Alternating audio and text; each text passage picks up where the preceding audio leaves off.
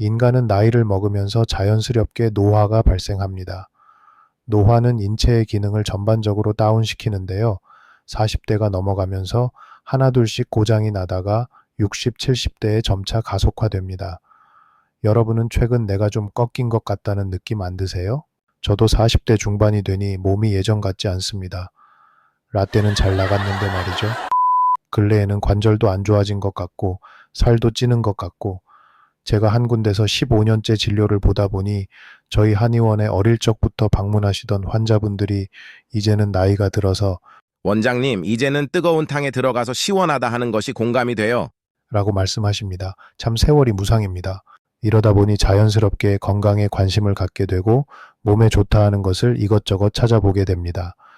그래서 오늘은 여러분들이 들으면 솔깃할 만한 간 청소에 대해 알아보겠습니다. 우선 간 청소는 논란이 많으니 소신 발언 한번 하고 가겠습니다. 임상에서의 개인적인 경험이고 제가 이것에 대해 논문을 내거나 한 것은 아니지만 간 청소는 효과가 있습니다. 하지만 담석이라 부르는 돌덩어리들은 담석이 아닙니다.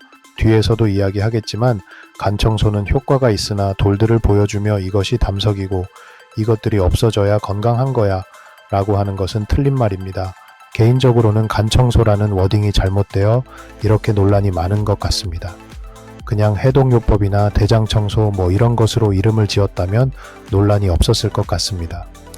간 청소는 독소 배출을 도와주는 방법으로 알려져 있습니다. 이는 해독요법 중 하나로 일종의 플러싱의 개념인데요. 유래는 명확하지 않습니다. 인디언들이 하던 요법이라는 이야기도 있고 인도의 아유르베다에서 유래되었다고도 합니다. 전 세계적으로 유명해진 계기는 의사들도 모르는 기적의 간 청소라는 책이 유명해지면서인데요. 웃긴 건 안드레아스 모리츠라는 이 책의 저자가 58세에 돌아가셨습니다. 아이러니죠? 그럼 이 간 청소라 부르는 것이라면 무엇에 좋은가요? 몸이 가벼워지는 느낌이 들고 정신이 맑아지며 컨디션이 좋아지는 것을 느낄 수 있습니다. 실제로 체중 감량도 되고 피부가 좋아져 안색이 맑아지고 머리가 어지럽거나 두통이 있거나 하는 것들도 개선이 됩니다.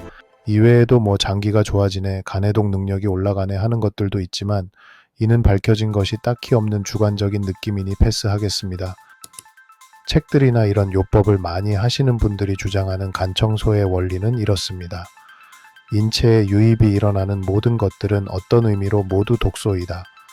인체는 나 외에 다른 물질이 들어오면 이를 소화기관으로 보내 소화시키고 흡수 배출을 통해 필요한 것과 필요 없는 것을 분리하여 신진대사를 유지한다.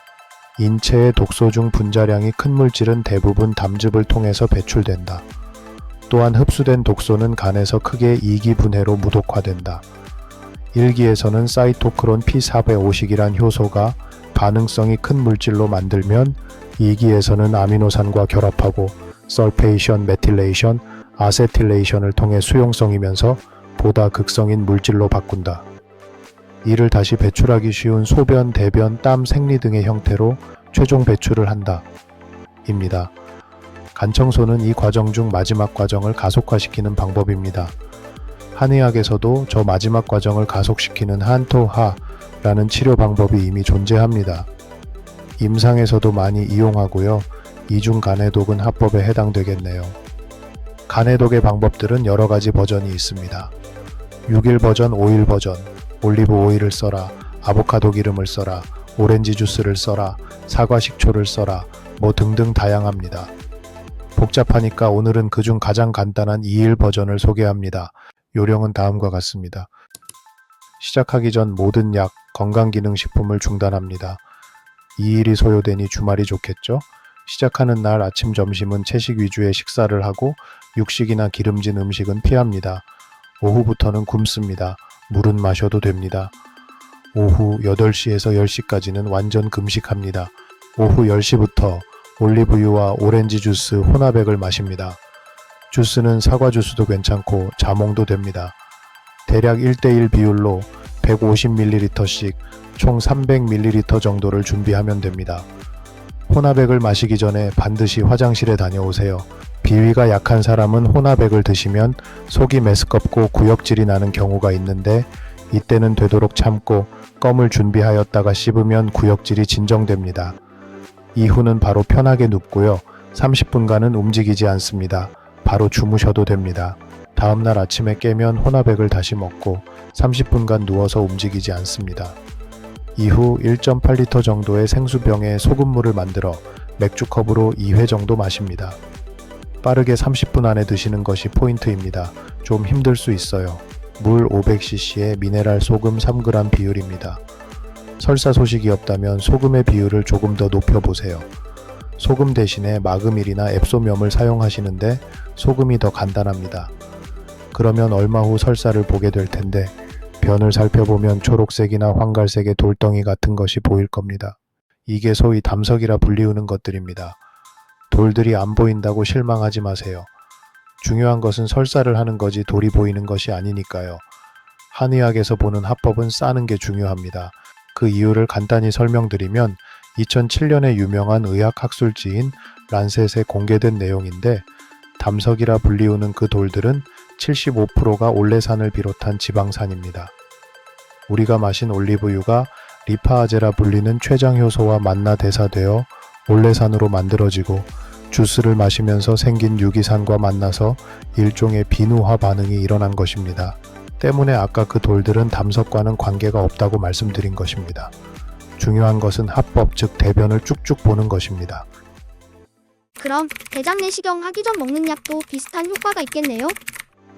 이론적으로 같은 효과가 있습니다만 간 청소의 방법이 조금 더 효과적이고 많이 사용해 봤으니 좀 더 안전하지 않을까 하여 저 방법을 채택하는 것입니다. 한약 중에 대승기탕, 대시호탕이나 망초를 이용하는 방법도 있습니다. 간에 독을 한다면 조심해야 할 것이 있나요? 네, 있습니다. 일단 만든 용액을 먹기가 매우 거북해요. 사람에 따라서는 구토를 하기도 합니다. 비위가 좋지 못하여 구토가 너무 심한 경우는 이요법을 안 하는 것이 좋습니다. 신장질환이나 간질환이 오래되신 분들은 안 하시는 것이 좋아요. 간혹장기가 다 망가지신 분들이 저걸 시도하는 경우가 있는데 책임 못 집니다. 한의학에서 합법은 실증 환자들에게 적용하는 치료법입니다. 실증은 허증의 반대말이라 생각하면 돼요. 간 청소는 실한 사람에게만 적용해야 하는 방법이라는 거죠. 그럼 내가 실한 사람에 해당되는지 어떻게 알죠? 간단하게 알 수 있는 방법을 말씀드리겠습니다. 사우나 다녀오고 개운하다면 실한 사람일 확률이 높고 사우나 다녀오고 기운이 빠지고 힘들다 그러면 허한 사람입니다. 간단하죠? 혹시 간 청소 후에 실제로 간 수치가 떨어진 것을 확인하신 적이 있나요? 네, 있습니다. 제가 병원에서 인턴 생활을 할 때였는데요. 주로 다이어트 환자들이었습니다. 혈액 검사 수치란 것은 객관성이 담보로 돼야 합니다. 실제로 체중 감량만 돼도 간 수치가 정상화됩니다. 헌데 이 요법은 준비를 하면서 채식도 하고 금식도 하니 이게 체중 감량으로 간 수치가 떨어진 것인가 아니면 해독을 해서 떨어진 것인지 알 수가 없지요. 앞에서 이야기한 약간 부담스러운 내용에도 불구하고 내가 좀 실한 사람이고 건강에 좀 관심 있어 해독요법을 해보고 싶다 하는 분들은 간단한 간 청소 방법을 이용해 보세요. 한의사들은 반농담으로 소양인인데 술 좋아하면 효과 직방이야 이런 이야기 많이 합니다.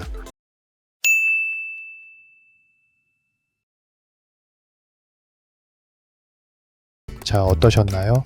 간 청소가 무엇인지, 좋은 점, 나쁜 점과 어떤 오해가 있는지 잘 아셨죠? 내가 좀 실한 사람이다, 몸이 좀 안 좋은 것 같은데 특별한 질환을 앓고 있는 것은 아니다 하면 한번 해보시는 것도 좋을 것 같습니다. 궁금하신 점이 있다면 댓글로 남겨주세요. 다음에는 조금 더 흥미로운 주제를 여러분께 소개해 보겠습니다. 여러분의 복주머니 복원장이었습니다. 감사합니다.